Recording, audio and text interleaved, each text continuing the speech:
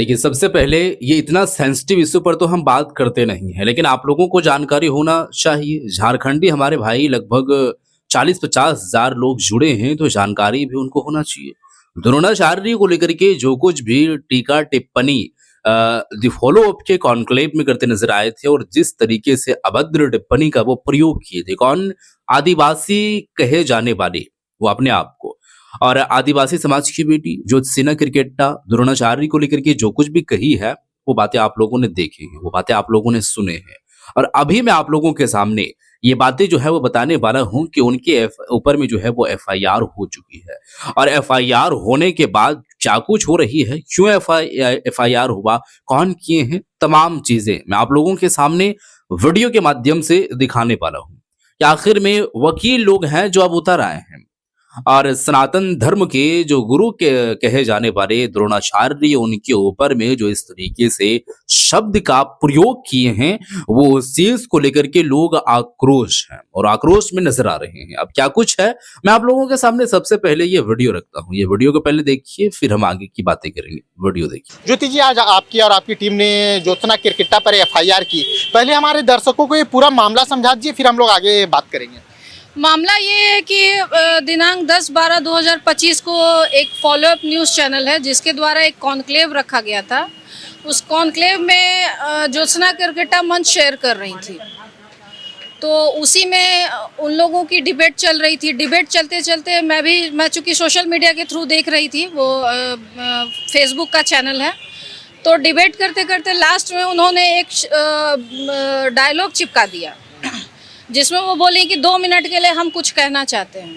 तो उनका कहना था कि हम लोग आरक्षण के लिए इसलिए मांग नहीं करते क्योंकि एकलव्य कमज़ोर था। हम लोग आरक्षण की मांग इसलिए करते हैं कि द्रोणाचार्य, ऊपर बैठा द्रोणाचार्य हरामखोर था। तो मुझे ये नहीं समझ में आ रहा है कि आप ठीक है, अपने समाज के लिए आप खड़ी हो रही हैं, अच्छी बात है, होना चाहिए, पर आप सनातन समाज के विरोध में क्यों जा रही हैं? और गुरु द्रोणाचार्य एक ऐसे गुरु थे जो हमारे सनातन समाज के एक आदर्श गुरु रहे हैं और आज भी गुरु द्रोणाचार्य के नाम पे राष्ट्रीय पुरस्कार गौरवान्वित होता है। तो उन गुरु के खिलाफ आप अपमानित शब्द और अमर्यादित शब्द तो उपयोग की ही की, आपने उनको गाली भी दिया, वो भी सरेआम खुले मंच में, जहां हजारों की संख्या में प्रतिष्ठित लोग थे। तो मेरे हिसाब से तो अपने समुदाय की लड़ाई लड़ते लड़ते अब ज्योत्सना क्रिकेटा की मंशा हो गई है कि एक विशेष समुदाय सनातन समाज को भी लड़ा दीजिए और सनातन समाज के खिलाफ भी लोगों को भड़काना शुरू कीजिए। तो इन लोग क्या है ना कि आजकल नई नेता उभर के आई हैं, रीलबाज हैं, तो सोचती हैं कि हम एक डायलॉग चिपका देंगे तो चमक जाएंगे। आप किस जगह क्या बोल रही हैं, थोड़ा सोच समझ के आपको बात करना चाहिए। और हमारे सनातन समाज के जितने भी वर्ग के लोग जुड़े हुए हैं, सब उनकी इस स्टेटमेंट से आहत हुए हैं और इसलिए मैं आगे आई हूँ ताकि आगे सोच समझ के ये लोग जो भी अपना स्टेटमेंट दे, बयानबाजी करें। आप लोग नेतागिरी कर रहे हैं, बहुत अच्छी बात है, लेकिन आप किसी धार्मिक बात को लेके या किसी धर्म गुरु को लेके आप गाली गलौज कर रही हैं, ये हम लोग बर्दाश्त नहीं करेंगे। तो जी हाँ दोस्तों, वीडियो तो आप लोग देख चुके हैं और ये वीडियो देखने के बाद आप क्या कहना चाहते हैं, आप बताइएगा जरूर। ज्योति हैं शायद, अगर नाम से वाकिफ हैं तो, और सही हम हैं तो, और उनकी टीम, ये वकीलों का टीम एफआईआर कर दिए हैं ज्योत्सना क्रिकेटा के ऊपर में और वो पूरा जो है वो बातें बताते नजर आए हैं कि आखिर में क्या कुछ हुआ था। तो इनका ये कहना है कि हमने तो एफआईआर कर दिए हैं, तो आखिर में हुआ क्या था कि द फॉलो अप जो न्यूज एजेंसी है, न्यूज है, वो कॉन्क्लेव जो है वो रखे थे और वहां पर मंच जो है वो बैठी हुई मंच पर और इस तरीके से बयान दे रहे थे, लोगों को बातें बता रहे थे। अब इसी दरमियान में बातों बातों में हो गई कि यहाँ पर वो अभद्र जो है वो टिप्पणी कर बैठे।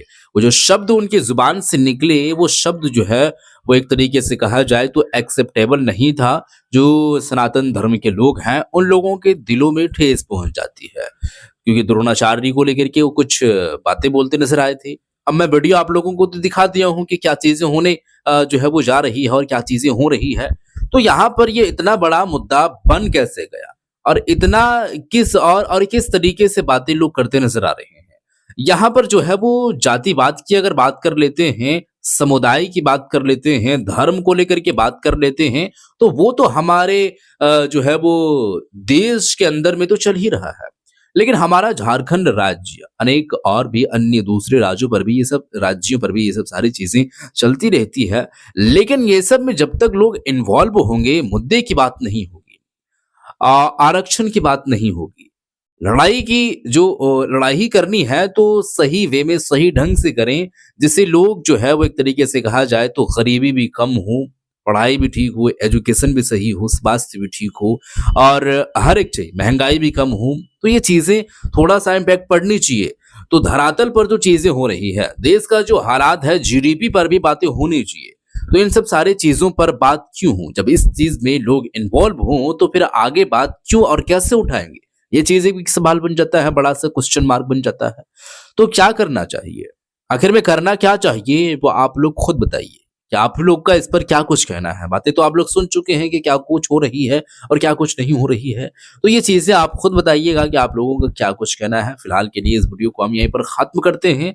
बताइएगा आप नीचे कमेंट सेक्शन में। जरूर मिलते हैं एक और नई वीडियो के साथ, तब तक के लिए खुदा।